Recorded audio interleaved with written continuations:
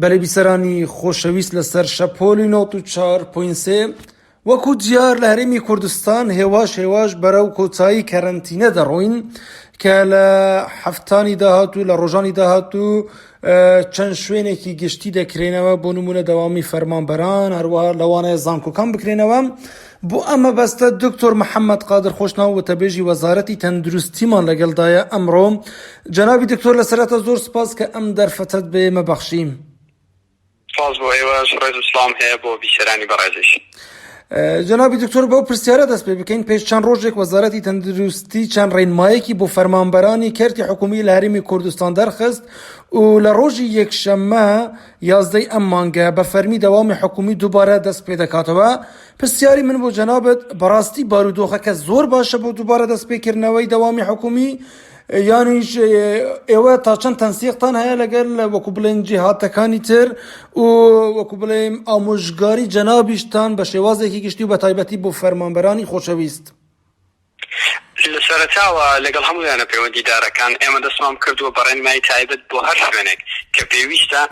ئەو ڕێنمایانە لە بەرچاو بگیرێت و ئێمە گریمانەی ئەوە دەکەین کە ئەو پەتای تێدا بڵاو بێتەوە. بۆ نمونە لە ورترین شوێنی وەکو ڕێنمایی تایبەت بە سەرتاژخانەکان، بە فرۆشگاکان، ڕێنمایی تایبەت بە شوفێری تەکسی، هەموو ڕێنمایانەمان بڵاو کردوێتەوە. ئەمە بە تایبەت دوای کەمکردنەوەی بابەتی قەدەغەی هاتوچۆ بوو، چونکە بەشێک لە هاوڵاتیان زۆر باری داراییان خراپ بوو، لەبەر ئەوە ناچار بووین بەشێک لە قەدەغەی هاتوچۆ سوکتر بکەین. وەکو مەترسی تاوەکو ئەم چرکەیە مەترسی ڤایرۆسی کۆڕۆنا لەسەر کوردستان بەردەوامە، چونکە کوردستانیش بەدەر نییە لە هەر وڵاتێکی دیکە و ڕۆژانەش حاڵەتمان دەبێت دەتوانین بە خۆشحاڵیەوە بڵێم تاوەکو ئەم چرکەیە حاڵەتەکان لەژێر کۆنتڕۆڵدایە، بەڵام مەترسیەکە بەردەوامە و دەشمێنێتەوە تاوەکو لەسەر ئاستی جیهان ئەم ڤایرۆسە هەبێت. سەبارەت بە ڕێنمایی فەرمانگەکان لە ئێستادا کۆمەڵی ڕێنمایی زۆر و تایبەتمان بۆ فەرمانگەکان دابین کردووە، وەکو ئەوەی کە گرنگیدان بە پاک و خاوێنی، دابردنی شوێنی پەنجەمۆر و با بڵێن داوامکردنی ڕێژەی سەتاسی فەرمانبەران و ڕێگریکردن لە کۆبوونەوەی قەرەباڵغی کۆمەڵی ڕێنمایی ورد و تایبەتی تەندروستیە کە ئەم ڕێنماییانە هەمان ئەو ڕێنماییانە لەلایەن ڕێکخراوی تەندروستی جیهانی و پێشکەش کراوە و ئەگەر هاتوو دەوام بکرێتەوە پێویستە لەسەر ئەو ڕێنماییانە جێبەجێ بین بۆ ئەوەی بتوانین کەمترین حاڵەتی توشبوون لەو ماوەیەدا تۆمار بکرێت. بەڵێ جەنابی دکتۆریانی، ئینشاءالله ئەگەر فەرمانبەران ڕێنمایی جەنابتان بە شێوازێکی گشتی لە وەزارەتی تەندروستی جێبەجێ بکەن، ئینشاءالله دوور دەبین لە حاڵەتی نوێ لە دەوامی فەرمانگەکان. بێگومان دەستادا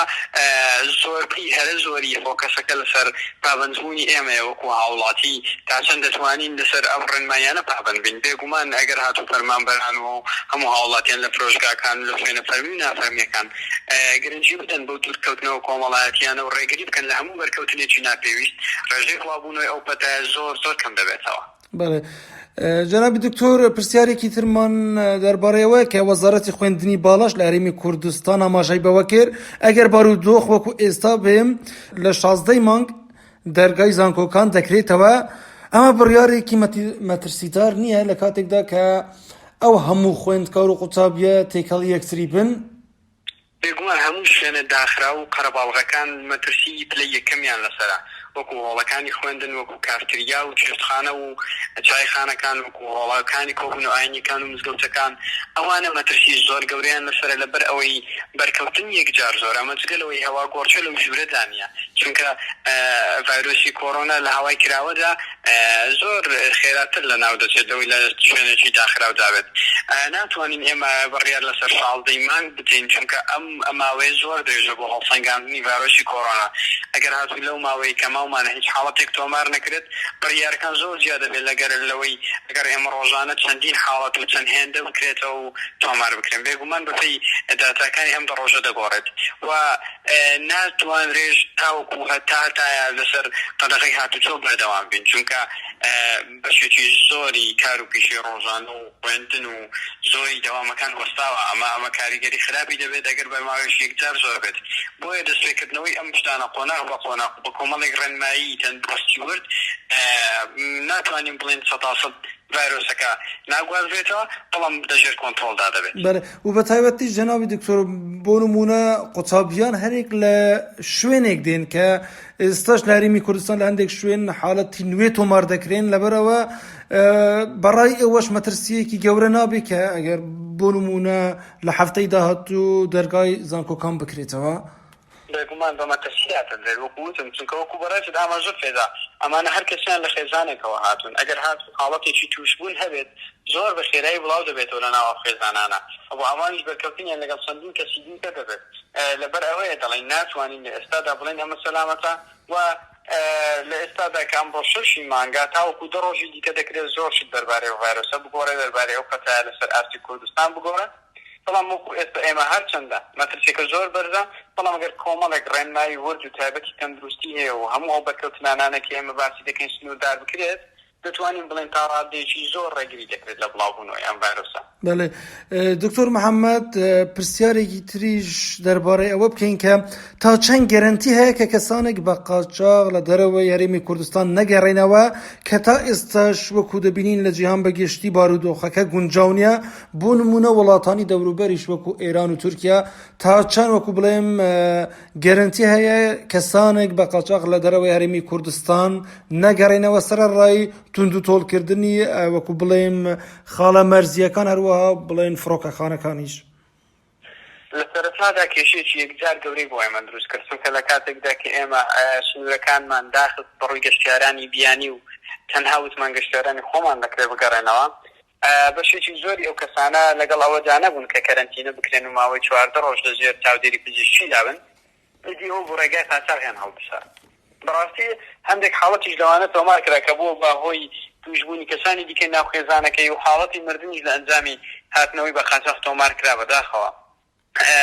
بەڵام هەست دەکەین ئەمە بەم دواییانە کەمتر بۆتەوە چونکە ئێستاش خەڵک زۆر ناوێ بڕواتە دەرەوەی وڵاتان چونکە تاوەکو ئەم چرتەیە هەرێمی کوردستان لەو ناوچەیە بە سەلامەترین ناوچەدا دەنرێت بۆیە پێشبینی دەکەم ئەو کەسانێک کە بەم دواییانە برای ڕۆیشتنیان داوە نەڕۆشتن و کەسانش کە لە مێژە لە دەرەوەن باوەڕ ناکەم گەڕابنەوە بەڵام هەر وجودی هەیە و بە بەراورد بە مانجی سێ لە ئێستادا ژمارەی و کەسانی بە قاچاغ دێنەوە زۆر کەم بۆتەوە لە مانجی سێ هەندێک داتا باز دەکرا لە میدیاکان نزیکی 30,000 کەس بە قاچاغ گەڕابووە کە بەڕاستیەوە کێشەی زۆری بۆ ئێمە دروست کردبوو ئەوە بوو وەکو وەزارەتی تەندروستی بیاننامەمان بڵاو کردەوە داوامان لە هەموو ئەو کەسانە کرد کە بێن و پشکنی بکەن هەرچەندە بەشێکی زۆریان هاتن بەڵام بەشێکیان تاوەکو ئەم ترکێش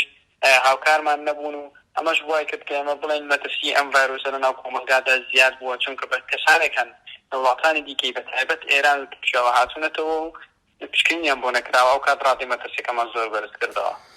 دکتۆر محەممەد وەکو کۆتاییم پرسیارم چه هەواڵێکی خۆش هەیە بۆ هاوڵاتیان بە شێوازێکی گشتی سەبارەت بە ئەگەرەکانی نەمانی ئەم ڤایرۆسە یاخود دۆزینەوەی چارەسەر یاخود ڤاکسین؟ هەواڵی خۆش سەبارەت بە ڤایرۆسی کۆڕۆنا تاوەکو ئەم چرکەیە ئەوەیە کە ئێمە وەکو هەرێمی کوردستانی عێراق بە تایبەت تاوەکو ئێستا زۆر باش هێناومانە کۆنتڕۆڵی ڤایرۆسە کراوە و کارمەند و ستافی کارامەمان هەیە کەم و کوڕیمان لە هیچ پێداویستی پزیشکی نییە ئێمە ئامادەین بۆ هەر ئەگەرێکی نەخوازراوی کۆڕۆنا لەم ناوچەیەدا بەڵام دەمەوێت لەگەڵ ئەو هەواڵەشی دیکە بڵاو بکەمەوە بۆی ئاگاداری خۆمان بین ئەویش ئەوەیە کە کۆڕۆنا لە کوردستان تەواو نابێت تاوەکو لە جیهاندا مابێت نابێت بۆ هەڵبوو خەڵەتێن کە ئەگەر لە پارێزگایەک ئەگەر لە شارێک بۆ ماوەیەک هیچ حاڵەتێک تۆمار نەکرا ئیدی ئێمە فەرامۆش بین و بێباک بین بەرامبەر ئەو ڕێنماییانە پێویستە کۆڕۆنا سەر ئاستی جیهان بەرەو کەمبوونەوە بڕوا بەرەو کۆنتڕۆڵکردن بڕوا بۆ ئەوەی ئێمە بتوانین بڵێن بەسەر کۆڕۆنادا سەرکەوتین چونکە بە هیچ شێوەیەک کوردستان بەدەرنێ لە وڵاتانی دیکە نابێت پەلە بکەین پێویستە بە سەبرەوە پێویستە بە هەموو شێوەیەک ئەو ڕێنماییانەی باز دەکرێت جێبەجێ بکەین و دەتوانم ئەوە گرنتی بدەم کە ئەگەر هاتوو بەم شێوەیە بەردەوام بین هیچ مەترسێکی گەورە لە کوردستان ڕوونابات بەڵام ئەگەر خوانەکە هاوڵاتیان بابەتەکە بچکە وەربگرن ئیدی پابند نەبین بۆ ڕێنماییانە ئەوە دەکرێت لە هەر چرکەیەک لێرە شەپۆیەکی دیکەی گەورەی توشبوونی هەم پەتای ڕوودات و کارەساتی لێ بکەوێتەوە. بەڵێ دکتۆر محەممەد قادر خۆشناوە تەبێژی وەزارەتی تەندروستی زۆر سپاس بۆ ئەم دەرفەتەی بە ئێمەت بەخشین. سپاس بۆ